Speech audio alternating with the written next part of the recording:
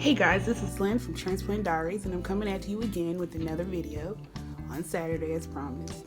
Today, I'd like to talk about just basically how I'm doing and tell you the timeline since transplant and just general stuff about what's going on with me now. So I had my transplant, as you know, if you watch any of the other videos, on January 14th, and we're just about to cross the 1 month point. At this point, I had sutures in, about 15 sutures that went across my stomach. I've had all of those removed. I also had a drain tube in. I've had that removed. I am on Prograf. Let's see what else. I'm on Prograf, Myfortic, prednisone, Valsite, Bactrim, omeprazole, and I take Miralax for stool softener. Right now, I still take oxycodone, but it's far between.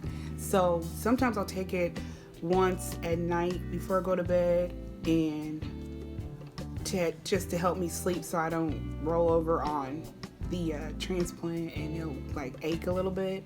And then sometimes I will take it just during the day because I've been trying to walk. I've been cleared to just try to get a little bit more active. I'm still not able to lift any more than 10 pounds. Between 5 and 10 pounds. But I'm encouraged to walk. So that's what I've been doing. I've actually tried to go to the gym a couple of times, and I've been mall walking for the most part for scenery. So I try to make sure I do at least a mile a day. Now, I'm not going very fast at this point, but I'm getting a little bit more speed on it. The incision is looking really good. I don't really have too much of an issue. It oozes a little bit, but for the most part, it's doing okay. Let's see what else.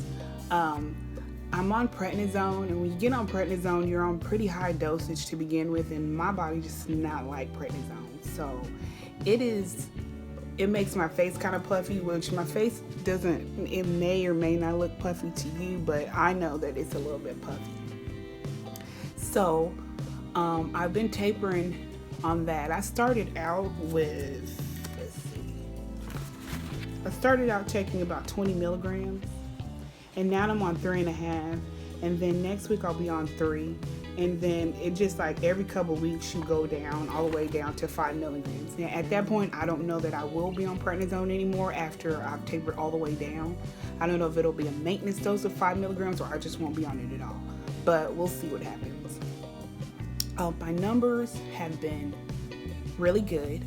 Blood pressures have been really good. I did have to go back on a blood pressure pill because my blood pressures were staying in the high 140s. Well, kind of mid, it wasn't high, it was like mid 140s. So they did put me back on Norvasc, 5 milligrams, but now my blood pressure kind of seems to be evening out, so I'm coming in at around 117 or so I may not have to continue to take it, but they're just kind of playing it by ear. So I'm taking that. Basically, I've been feeling okay. I got a little bit of headache. I've got a little bit of tremor from my Prograf, which is normal.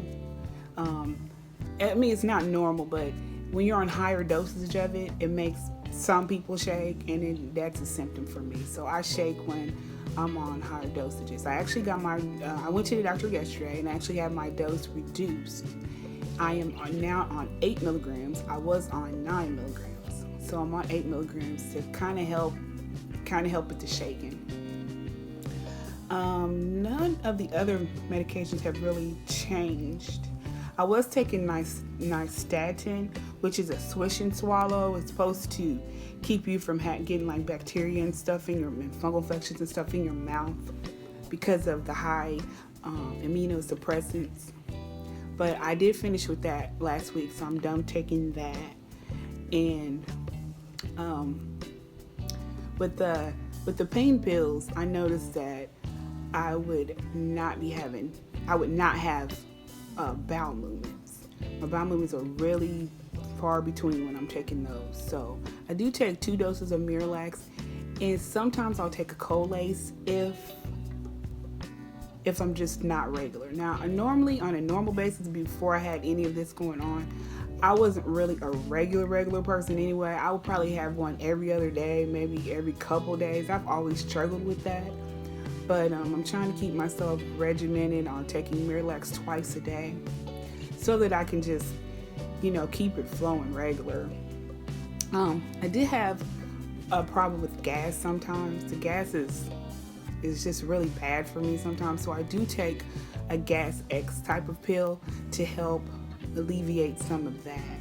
It is, it's like 20 milligram tablet. I just grabbed it from Walmart. Let's see what else. I do have some hair loss, but my hair loss I think came from dialysis, because it started with dialysis. I noticed that I had like a bald spot. It wasn't completely bald, but it was really low.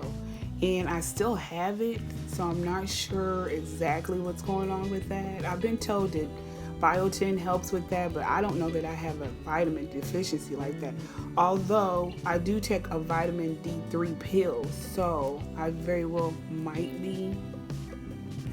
I've also heard prenatal vitamins help with that, but I haven't tried that yet. So I am going to get some vitamins and stuff and try, but absolutely, if you decide to do anything like that because you have hair loss or whatever might be going on, absolutely run it by your doctor, because you don't want to be taking anything that's going to mess with that transplant.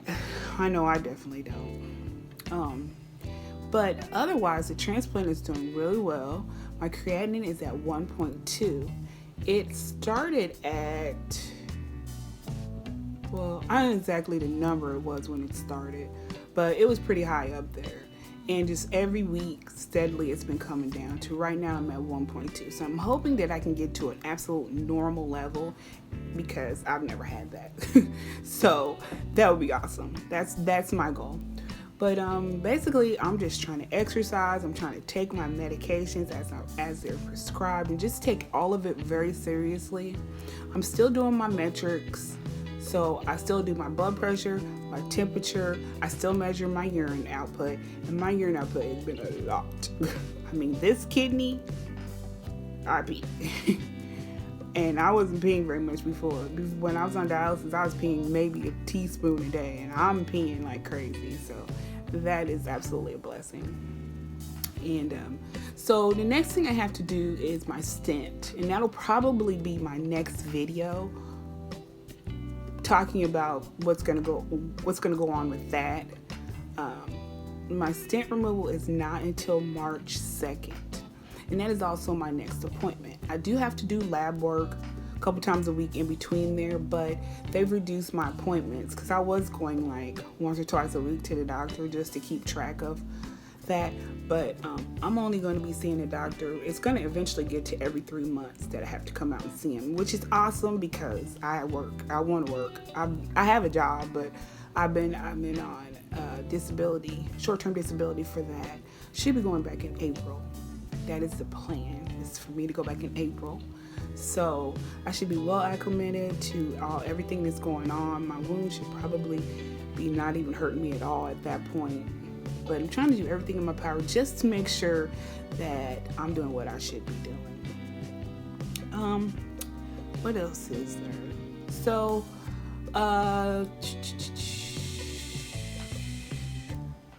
this point, everything's going really well. And I couldn't really ask for more. It's been going really great. And I'm so happy to be off of dialysis. Dialysis it's hard, 3 times a week, you're getting stuck with 16 gauge needles. It's hard, but it absolutely can be done, and you can still thrive and be okay doing that. But if you have an opportunity to get a transplant, then absolutely go for it. If you don't, then you know that you can live on dialysis. So that is an option. You can live and be okay on dialysis. I mean, they have so many different options now. You can do peritoneal, you can do home hemodialysis, you can do dialysis in center, you can do nocturnal dialysis. There's just so many options for you. But I think the ultimate goal for most people who are able to get it is a transplant to give you a little bit more freedom in your life. So I am very, very, very, very thankful for being able to have this transplant. I think that's about it, guys. I'm just giving you an update about how I'm doing right now.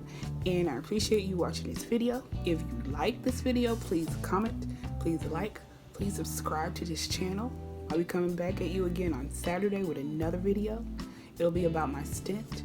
So if you have any questions or comments about my experience so far, then absolutely let me know. If you have any ideas or what you'd like me to talk about, then absolutely let me know. So I thank you again for watching, and I'll see you in the next video.